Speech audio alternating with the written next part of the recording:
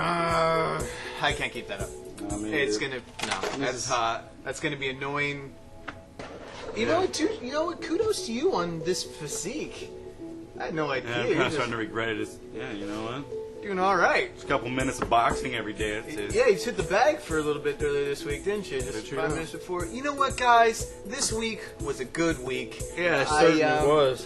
There were some unexpected picks. There was an unexpected complaint this week. Yeah. I'm pretty riled. I'll tell you that right now. Yeah? Pretty riled. Riled and, up. you guys will see later. Just stay tuned. I'll tell you what's got me so riled up. But until then, what's up? The glasses. Let's go ahead and see what's going on with what we thought was good.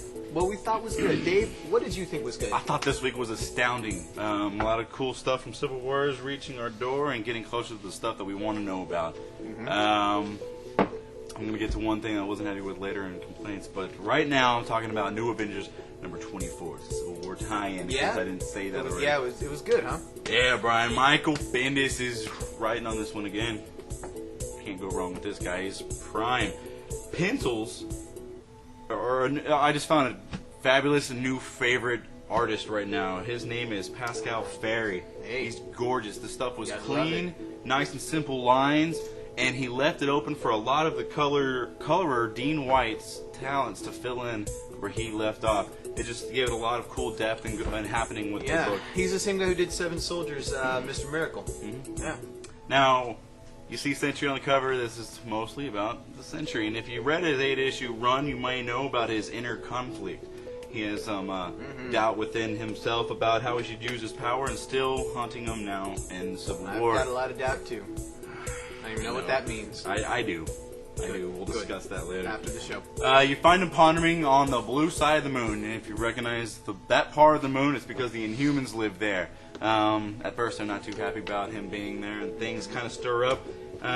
He remembers them from a battle against the Red Ronin, and they actually let you know kind of where that takes up from, because they show the old Starling Stories number 92 cover when he's thinking about it, instead of just moving on with the book. After that, they jump into what's going on.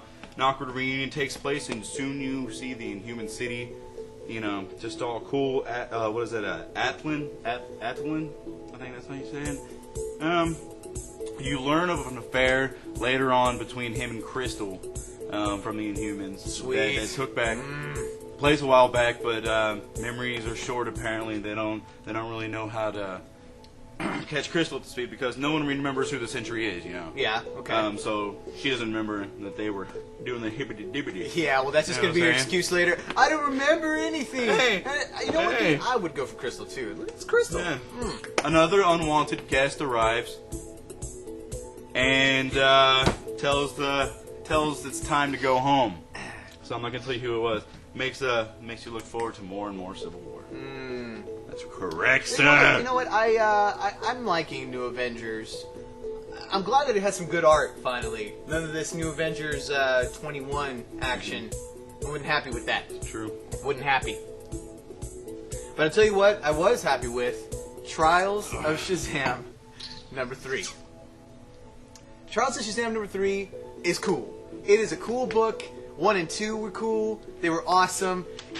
My man Judd Winnick is doing a great job writing. It's good and it's snappy, and it's fun because Winnick has a really interesting way of making young, fresh dialogue. And in this case, the main character here is Freddie Freeman. Captain Marvel Jr. And it's fun. The art is really good from this Porter guy, whoever's doing it. This is the first time with a big title. Anyways, issue 3 starts off with what happened last time with that big green monster that was delivered in the package, whatever. And so they're gonna battle that. And it's really cool because Freddie Freeman takes it down in the coolest way. Was it chicken octopus? Was it chicken? Yeah, kind of. Chicken octopus? Chicken octopus. Yeah, I remember you saying that. That's funny. and so they end up, they fight this thing out or whatever. And the guy who Freddie went to go see tells him, hey, follow me for a little bit after they defeat this thing. And he ends up having to go get a tattoo. Really? Yeah, he ends up getting some ink. Did he get it in his foot? He's going to go sport some ink.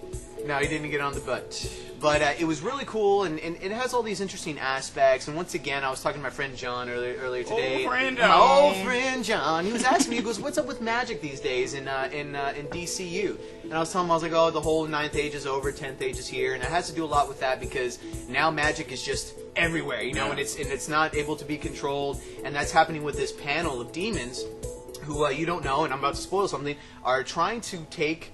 You ready? Trying to take Shazam's powers. And if you've read 1 and 2, you know that Freddie Freeman is the guy who's going to be, you know, becoming Shazam. He has to go through these trials of Shazam. Hence the title. Hence the title. Isn't that great? Do they say Trials of Shazam? Put the teacher in the line of Trials of Shazam.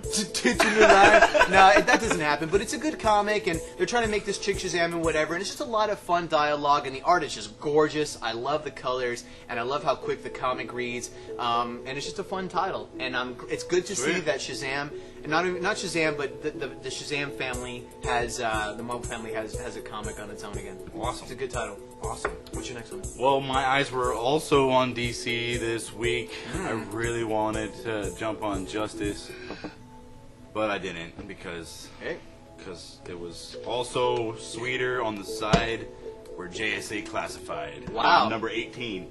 It was sweet. Writer Tony Bedard. Awesome. And check this out. This guy's doing 2 books and getting them out on time. He's my new favorite. Scott McDaniels.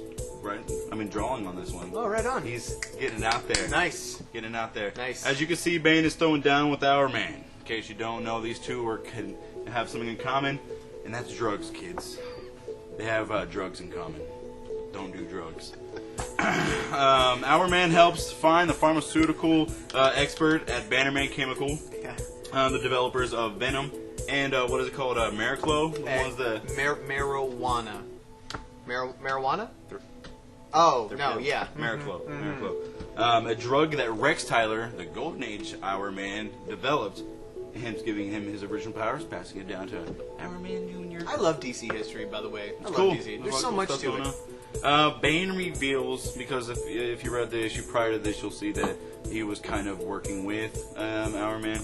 So Bane reveals that he was never reintroduced to the Venom, the drug that he pumps up and becomes Bane! Bane! He doesn't become... he wanted to stop Mariclo and Venom from continuing to be on the streets in New Mexico. A noble cause, but a very sinister way of coming out with that one. This is the conclusion of this story arc. It's they finished it up, they wrap it up. If you read the first one, you're going to be very pleased with this. Maybe this is a sign that I could start reading a classified title again. You know what? Touche, my friend. I was about to say that is so true because I was going to tell you it's good to see that JSA Classified is good again because there was a while there where I just stopped. I stopped reading it. It just wasn't that great. But don't make fun of Chaikin this time. Oh. Shh. Okay, let's go. All right, cool. What else? What else you got? Black Panther 21. Yes, Black Panther. Black Panther has not been all that great these last couple issues. I'm not saying it's bad, but it hadn't been all that hot because I think a lot of the wedding stuff was kind of silly. Like, did you read the wedding issue? Did you ever read that? No, I don't read. It was silly. Wedding issues. It was a silly issue. I didn't read it when Superman got married. I didn't read Spider-Man getting married. Well, I don't read wedding issues, especially that Fantastic Four man remember wedding. That the man wedding. Oh man, that Fantastic Four wedding with Sue in the side. That's a man. That's a man.